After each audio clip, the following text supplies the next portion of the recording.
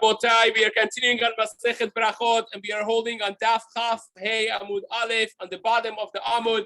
The Limud of Amud Yomi for Chodesh Elul has been sponsored by Justin and Sarah Rabbi for the health and prosperity of Sarah Rachel Bat Nora and Ezra Haim Ben Devorah, and also has been sponsored by Dr. Aaron and Shalin Kahen for the health, happiness, and prosperity, success of their children, and Leilu Nishmat, their amazing father, Dr. Nisan Ben Moshe Kohen, Alav Shalom, that there should be Aliyat Nishmato as well. Amen. Amen. So we are in the middle of discussion about whether or not a person could say Kriyat Shema and Divrei Torah in front of human excrement. And we spoke about whether or not only So'ah is the Oraita or even Meraglaim, maybe urine. And the Rabbanan level of urine, is it when it's in front of you, is it when even it's swallowed in the ground, but you could see it, it's wet, it's not wet, all those things that we're in the middle of discussing. And the last piece that we did was Rabbi Bar Huna said in the name of Rabbi Yochanan, what is considered dried so'ah excrement that if already it's already considered like dust and it does not have the halachic parameters of so'ah of excrement, is only when you throw it and it's going to be already crumbling. That's considered already so dry that it's no longer considered halachic so'ah. And there are those who say, there are those who are more stringent. They say, no, dropping it and it comes apart, that's not a chidush. Of course, it's taking a fall, it's taking a hit. Of course, it's going to come apart. It doesn't have to be that dry to come apart when you drop it. But therefore, that's still considered so'ah. But if it's so much dry already that you roll it and it becomes crumbled, that's already considered dry. That's until that point, it's still considered halachic so'ah. You cannot say Shema in front of it. Says the Gemara, Amar Ravina. Ravina said, I was actually standing in front of Rabbi Yehuda, and he wanted to say Shema. Rabbi Yehuda midifti, Chazat so'ah, he saw a excrement. Amar li ayin ikarmu pareha ilo. And he said, go check if it's karmu pareha. You remember the first shita ever that we had about so'ah being already dried was when its surface has already dried up. So there are those who say this is what he told him. And there are those who say he told him a new test. Ayin imiflaya flui. Go take a look. If Rashi says im yesh tztakim yeveshai veshari, if it has already cracks all over the place, you see that inside of it is already dried. That's already considered that it's not halachic so'ah anymore. It has dried up and it has become basically dissolved in the halachic matter of being considered so'ah. Says the Gemara, first wide line, itmar so'ah kecheres. If you have excrement that is already like cheretz, it's become like hard like clay, amemar amar asura, morzutra amar muteret. It's machloket amemar and morzutra. One says is asur, and the other one says is mutar. Amar Rava. Rava says, what's the halacha? Hilchetat so'ah kecheres asura. If so'ah is dried up like clay, still is considered asur. Umeraglaim kol zman shematpichin. And urine is considered asur only if it's so wet still, even though that's dry, it's absorbed to some degree to the ground, but still so wet that it could make your hand or anything that touches it also wet. That's kol zman shematpichin. So the Gemara says, wait a second. Meitive, they asked in the Bet Midrash, meraglaim kol zeman shematbichin asurin, nivleu o yafshu mutarim. Pay attention to this. This is going to be a little detail. The Gemara says the braita that we learned seems to not indicate the same thing. You just mentioned that the meraglayim, urine, is only asur if you when you touch it, it makes you wet. So says the Gemara, the Braita seems to not indicate that way. Because it says, meraglayim, kol zeman shematbichin asurin, nivleu o yavshu mutarim. That meraglayim is mutar when it's nivleu o yavshu, when they are swallowed up or completely dried. So says the Gemara, why does the Braita have to tell me nivleu o yavshu? Is comparing being swallowed in the ground together with dry up on the ground. So says the Gemara, my love nivleu dumya de yavshu. Why wouldn't we assume by this choice of language of the Braita seems to clearly indicate that you need nivleu to be like yavshu, that swallowed up in the ground has to be 10th amount of the way it dries on the ground. That means it's not even rishumonikar. It's swallowed in the ground so much that it's not going to even make your finger wet when you touch it. It's completely swallowed in the ground. Nothing of it is going to give when you touch it.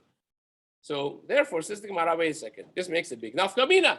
You just told me that meraglayim is only asur when it's matbichin.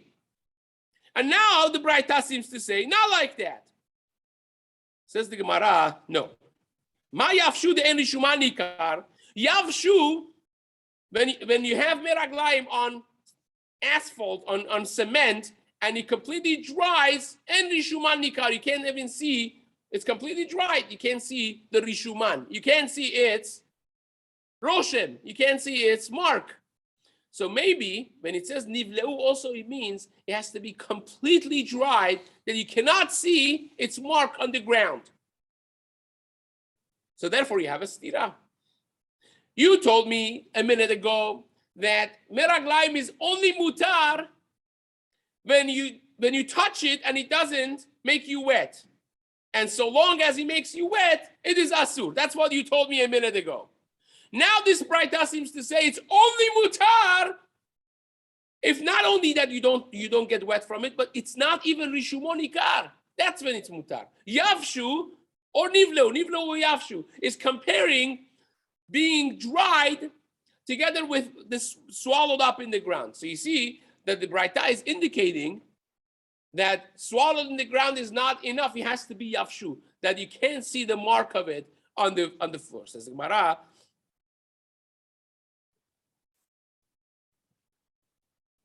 harishumani kar asur. But if the mark of it is clearly known and seen on the ground, it should be asur. Even though that it does not make you wet. Says the Gemara, wait a second. What kind of diuk is that? You took a Braita and you read one part of it, you ignored the other part. What's the two part? What's the whole Braita? The Braita says like this. If you have, the Resha says, Kol zeman shematbichin, so long as he makes you wet, when you touch it, is asur. That's how the Braita starts. Then it says, if it got swallowed or dried, is mutar. So you deleted the beginning and you just made a diuk on the end. Who told you to do that? I will tell you, go make a diuk, make your, analytic process on the Reisha. The Reisha says what? Let's analyze it together. The Reisha, the beginning of the Braita says, Kol zeman shematbichin asurin. If you touch it and it makes you wet, is asur. Well, how would I understand that? Let's ignore the second part. Kol zeman shematbichin asurin would mean that so long as I touch it and it makes my finger wet, is asur, which would indicate that if I touch it and it doesn't make me wet, it's mutar, even though that I could see its mark. So if you make your analytic operation in the beginning, it'll come out one thing. If you do it at the end, it comes another thing. The Gemara always does this, by the way. Makes a diuk from Resha, and Gemara suggests something. And the Gemara oftentimes says, wait a second, that's not a consistent diuk, because if you do the same analytic operation on the other part of it, it comes exactly the opposite. And when that happens, the Gemara says, Ela mehalek ale mashma mina. You cannot make your operation an analytic operation on this is no raya one way or another. Right? And that's exactly what the Gemara is going to do here. Says the Gemara, Ultamech, according to you, emaresha, I will say, do your analyzing in the resha, in the beginning of the Braita. When the Braita says that so long as it makes you wet, it's asur. Harishuman nikar shari. It means that if it does not make you wet, even though that the rishuman nikar, you could see the mark of it on the ground, still is mutar. You cannot make an analytic operation over here. There is no mashma'ut one way or another. So says the Gemara, lema ketanaim. Let us suggest that this is actually machloket tanaim, and I'll prove it to you from elsewhere. What is the machloket tanaim? If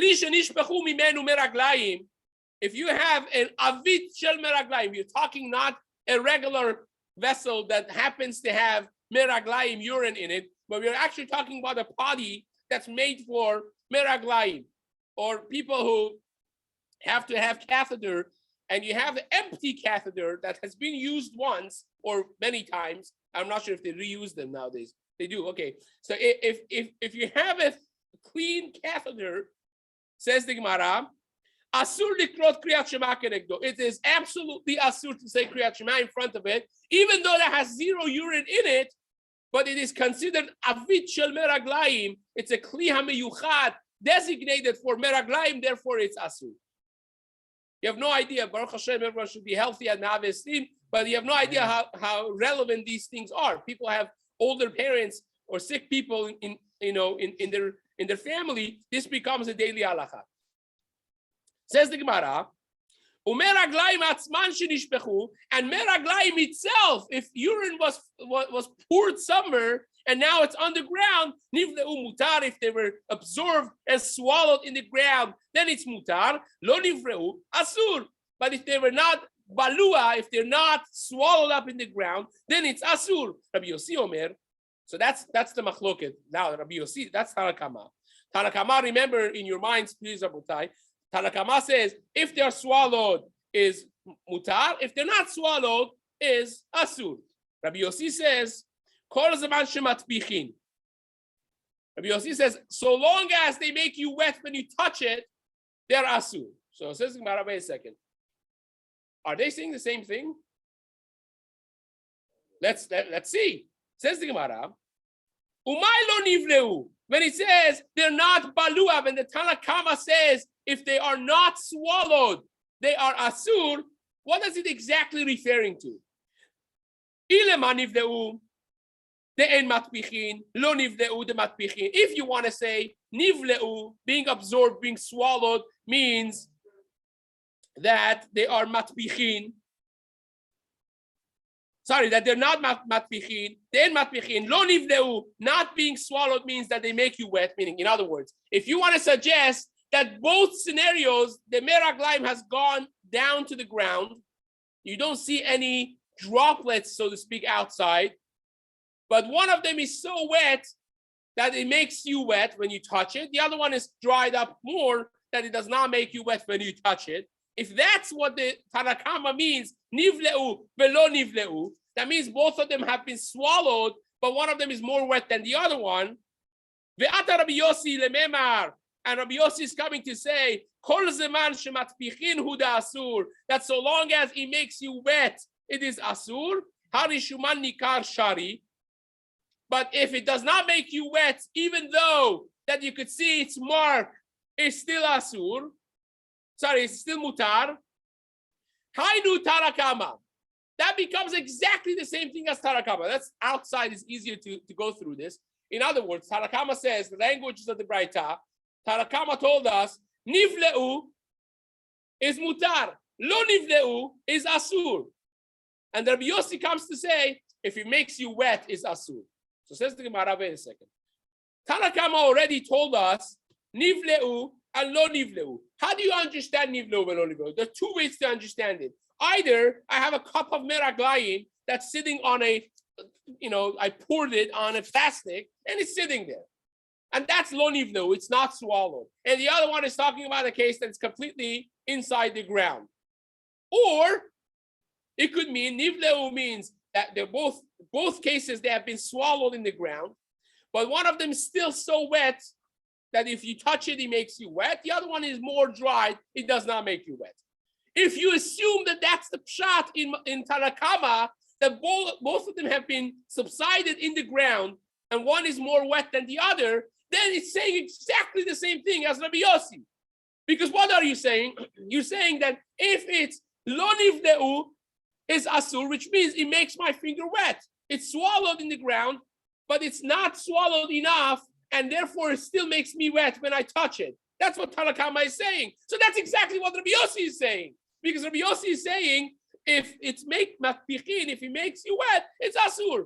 So that can't be the pshat in the Braita in Tanakama. You can't learn the Braita like that. In other words, we think we know what Rabbi Yossi holds. Rabbi Yossi says, if he makes you wet, it's asur. If not, not. Tanakama is the one that you have to contend with. Now, the Gemara says you can't learn it that both of them are swallowed in. So how do you learn it? Ela nivleu de en rishuman nikar.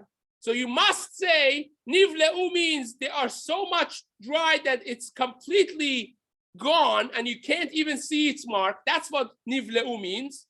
That you can't even tell that there was meraglayim here. And lo nivleu means they've been subsided and it doesn't even make you wet, but still you could see the mark. And now you have a machloket. Tarakama says that when it's mutar is when it's completely dried, you don't see anything. And if you see the roshem is still asur, Rabbi Yossi says, no, that's too machmir for me. So long as you touch it and it doesn't make you wet, even if it's rishumonikar, it would be mutar. That would be the machloket. So therefore, says the Gemara, I found for you a machloket tanaim about meraglayim. Let us lema ketanaim. That's what the Gemara said in the beginning. Let us suggest that this is machloket tanaim, and I already found for you a braita that says this very machloket. Because there is seemingly, we're going to change that in a second, but seemingly there is no other way to learn this braita unless you say machloket Tarakama. And Rabbi Yossi is that Tarakama is very machmir, says it's only mutar when you don't see its roshem, its mark on the ground. And Rabbi Yossi says no, it is mutar so long as it doesn't make you wet. Right? Says the Gemara, lo, that's not the pshat. That says it's not the machloket Tanaim, and that's not the correct pshat in the braita. Everybody holds that in order for it to be asur, it has to make you wet. If something has been completely swallowed in the ground that doesn't even make you wet, nobody in the world holds this asur. That's what the Gemara says. What's the pshat in the machloket of Tarakama and Rabbi Yossi? I'll tell you what the pshat is. Harishuman nikar shari. But if it's swallowed and you see its mark, but it doesn't make you wet, according to the whole world is mutar. There's nobody that says that that's asur in Tanaim. So what's the machloket? Rabbi Yossi and Chachamim and Tarakama. V'hacha betofeach al menat latpiach ika benayhu. Here they're talking about a one level higher in wetness. One of them is tofeach. The other one is tofeach al menat lehatpiach. One of them is just wet enough that if you touch it, you become wet. But it's just a moist on your hand or on anything that you touch it. It does not make anything else wet. But the other one is so much urine there still that you touch it, it's like on your finger, you could make something else wet with it. That's already considered that you have meraglayim be'enayim, basically. You have it's like cup of meraglayim sitting there. In other words, it's a simple svara behind it. You have a cup of meraglayim, right? So nobody argues that this is asur. It's meraglayim in front of me. The question is, when I poured it on the ground, at what point is no longer meraglayim there? So one of them says, well, if you touch it and you become wet, that's already the shirayim of it's there. I could get some of it on me. That means it's still not in the ground. The other one says, no, that's already it's in the ground. It just makes you a little wet. You know what's considered meraglayim sitting in front of me? If it's so much moist that if I touch it, it's like literally sitting on my finger that I could make something else wet with it. That's already considered not swallowed. I don't care that 90% of it was swallowed. 10% of it is mamash sitting in front of me. That's already not considered swallowed in the ground. And that's really the halacha, yes. You're implying that every time you see something, you have to touch it? No. You start touching it from age 5, and by bar mitzvah, you already know by looking at it. You're trying to convert 2022 to 1022. It's they grew up with these things, they knew it. Why, you think every time they saw So'ad, they went and they rolled it? So this opinion is the Tanakama, that it can moisten something else. Yeah. So says the Gemara, Rabotai, yalla. Two lines down. Second line. Yarad litzpon im yachol lalo. Do you remember we read in the Mishnah that if you're in the mikveh, back to our original topic of a Baal Keri that needs to go to the mikveh, and he's in the mikveh, you realize this is becoming Netzach Hama, and the Mishnah told us that you have to, if you have enough time, to jump back up and put your robe on and tie your belt on it and say Shema Kol HaKavod, otherwise you say it in the mikveh. So it says the Gemara, Lematana Stama Rabbi Eliezer. Wait a second, says the Gemara. We learned, you all remember, in the first perek of Berachot, that there's a machloket Tanaim as to when is the last time you could say Shema in the morning, right? What did we say? We said Rabbi Eliezer holds you have to finish it by Netzach Hama. That's the end time of Shema. And Rabbi Yeshua said what? Add shalosh shaot, until 3 hours. So says the Gemara, wait a second. This Mishnah seems to indicate the halacha is like Rabbi Eliezer.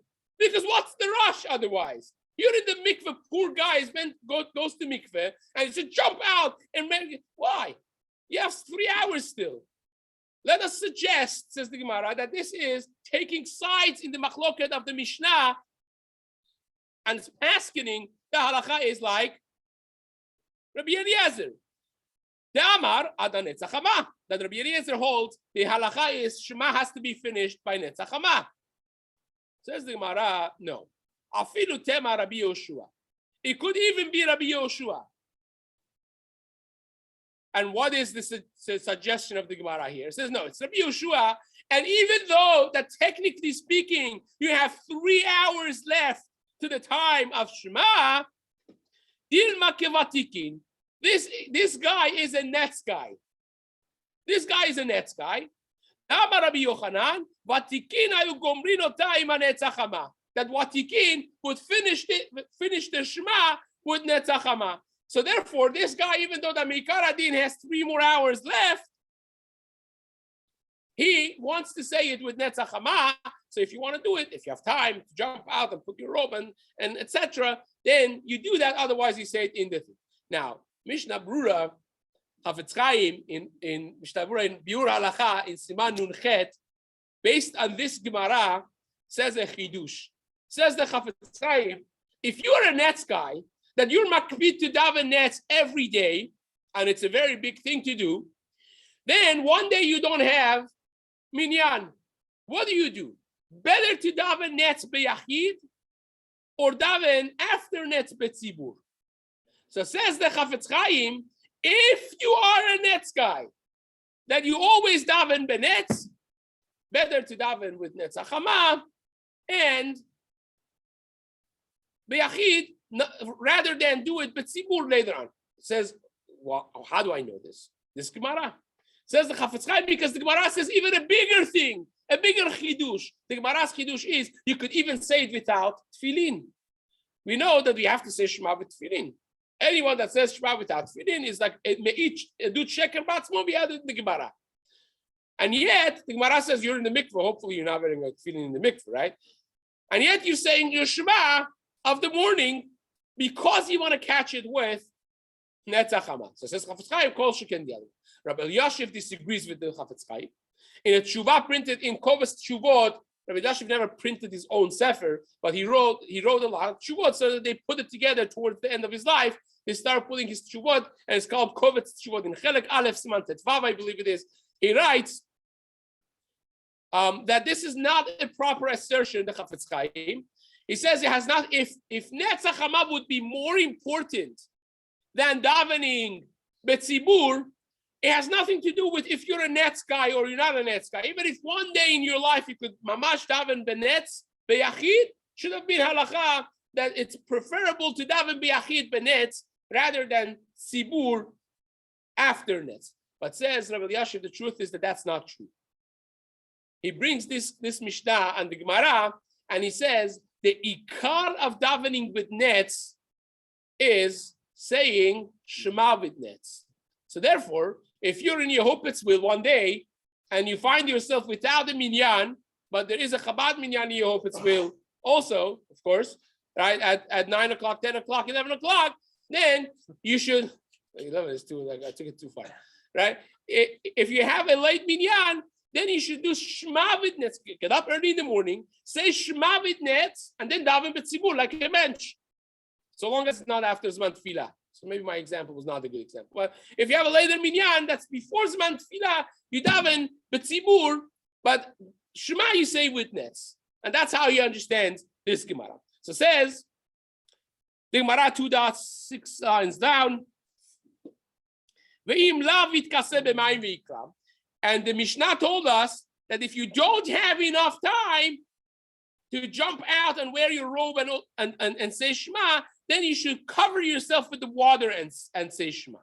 Says the Gemara, wait a second. We spoke about this concept before, that if your heart sees your erva, then it's asur. Amar Belazar, veitemar be'acha bar Abba. Says the Gemara, Rab Acha bar Abba says, Mishum Rabbeinu, in the name of Rabbeinu, Rabbeinu is Rav, B'mayim akurim shanu. We're talking about the mikveh, that the water is not crystal clear. The water is actually dirty enough that you can't see anything in it. Even if you put your head down and you open your eyes, there's nothing there to see, really. It's not see-through, it's opaque, completely opaque. And once it's completely not see-through, the damu ke'ar asemichta. It's as if you're inside a piece of ground. And that's considered the cover. Therefore, you don't have a problem of libo ro'e et ha'erva, that your heart sees your erva.